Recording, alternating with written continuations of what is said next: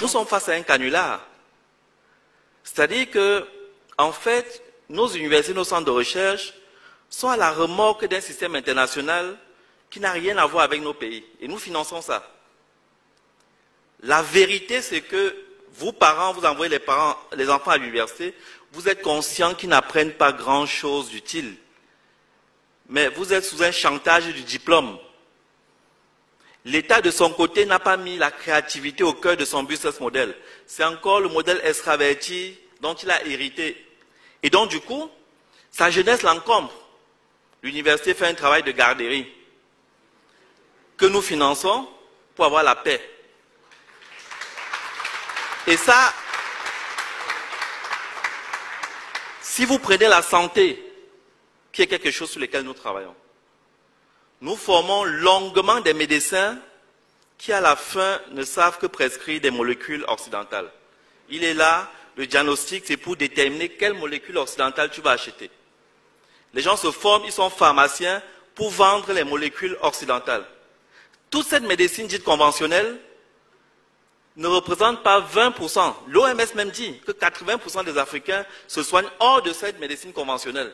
Mais tous nos budgets, c'est sous cette médecine conventionnelle qui est en fait juste une courroie entre l'industrie occidentale et les malades.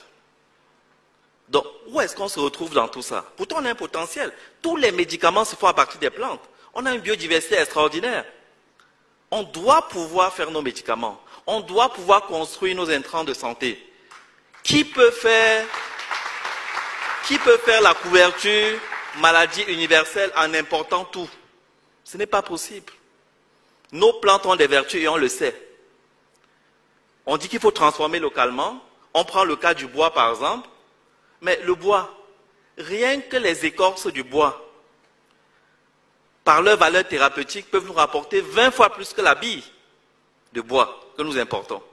C'est-à-dire si on enlevait seulement les écorces pour exploiter médicalement, la valeur marchande dépasserait la valeur des billes de bois. Mais on n'est même pas dans ce schéma. Donc, et le fond du problème, c'est notre imaginaire. Avant même de regarder les côtés pratiques, techniques, de qu'il n'y a pas de lycée technique et tout ça, ça commence par l'imaginaire. C'est là où on est vaincu. Mon entreprise fabrique des équipements. Et c'est très remarquable. Chaque fois que je vais à une exposition, je présente par exemple un distributeur automatique de boissons. Dès que les gens rentrent, ils voient le distributeur, je fais la démo. La première réaction, c'est « les Blancs sont forts ». Je lui dis « mais c'est écrit dessus « Made in Africa ». Il dit « ah bon, donc vous assemblez ?» Je dis que non, on fabrique. Il veut se convaincre qu'il y a quelque chose qui ne va pas. Son cerveau bug. L'idée de la création africaine nous échappe. On est coupé de ça. Et c'est la grande bataille que nous devons mener. C'est les industries créatives. Nous encore, les gens de notre génération, tout petits, on faisait au moins les avions avec le papier, on faisait les vélos avec le bambou. Mais les enfants d'aujourd'hui sont sur les écrans. Mais qu'est-ce qu'ils regardent sur les écrans? Si nous n'envahissons pas cet espace pour qu'ils regardent quelque chose qui leur dit que toutes les sciences viennent de l'Afrique, pour qu'ils regardent quelque chose qui les valorise, ben, ils vont toujours rester dans ce complexe. D'abord, ils ne vont pas consommer local et on est mort. Ils ne vont pas pouvoir innover parce qu'ils ne sont pas dans ce schéma. Donc, on est bloqué à la racine. Les industries créatives, c'est l'enjeu terrible. Et ça se fait avec le numérique. Et le numérique, alors, c'est la mère des batailles. Le numérique nous déverse un rouleau compresseur de technologies disruptives. Si nous restons passifs dans le numérique, mais les gens vont nous programmer. C'est-à-dire qu'on va devenir des esclaves consentants.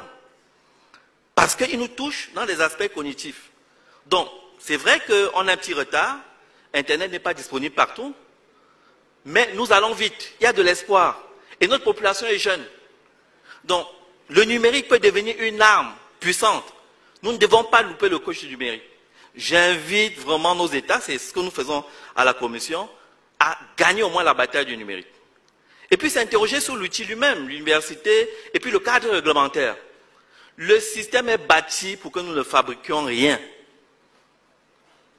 On vous parle des normes. Dès que vous avez fabriqué quelque chose, le premier fonctionnaire que vous rencontrez, est-ce que c'est conforme à la norme? Il ne sait même pas lui-même de quelle norme il parle. Il n'y a aucun banc d'essai. Il n'y a aucun banc d'essai pour évaluer les normes dont il est question. ne vous leurrez pas, les normes ne sont pas neutres.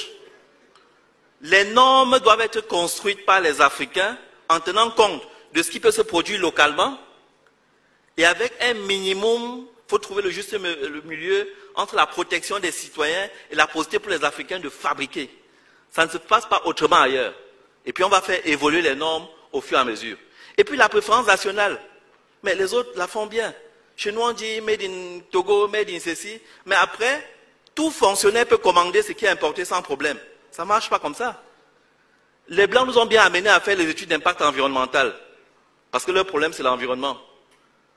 Mais nous, qui n'avons d'ailleurs pas de grands problèmes avec l'environnement, on n'arrive pas à s'imposer qu'un gestionnaire de crédit qui utilise l'argent qu'on a menacé le débrouillard au marché pour collecter, soit obligé d'importer d'abord africain. S'il est obligé d'importer étranger, il faut qu'il explique. Donc la préférence africaine doit être opposable. Sinon, il n'y aura pas de déclic.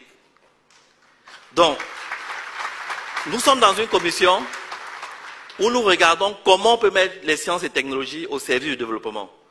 Progressivement, on va entrer dans les détails, mais c'était ça les grands chantiers, le cadre réglementaire, le numérique, la santé, l'énergie et les universités, les centres de recherche. C'est quoi fondamentalement? Parce que normalement, dans la bataille du développement, les universités sont censées être nos généraux. Mais comme c'est les Occidentaux qui financent leurs recherches, ils publient là-bas. Et quand ils sont finis par avoir le grade là-bas, ils viennent ici nous demander des situations de rente, parce qu'ils sont des grands professeurs. Ils n'ont rien changé sur notre environnement.